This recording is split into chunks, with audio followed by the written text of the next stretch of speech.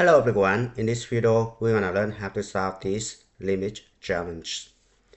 Limit of 1 minus 26 to the s square root s plus 1 over s when s approaches 0 equals how much?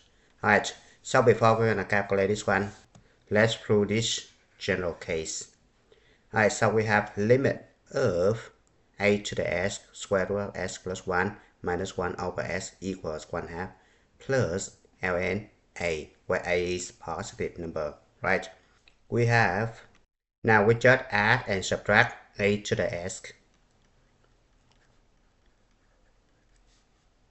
We're gonna split this one into two limits. Now I call this one a, I call this one b. Let's calculate a. I'm gonna factor a to the s out. Now the first one right here equals 1, right?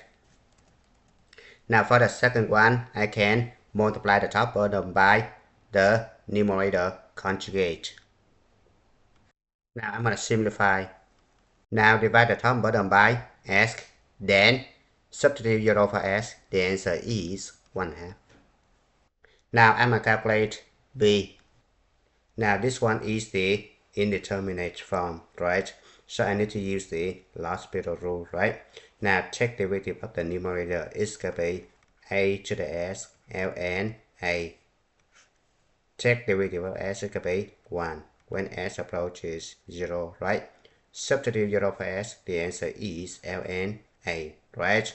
So a right here equals 1 times 1/2 is going to be 1 over 2, right?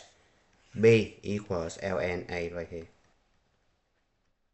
So this guy right here equals 1/2 plus ln a, which is right here.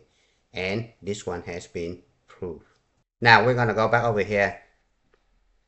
This guy can be written as, now a in this situation is 26, right? So substitute 26 for a into this guy right here.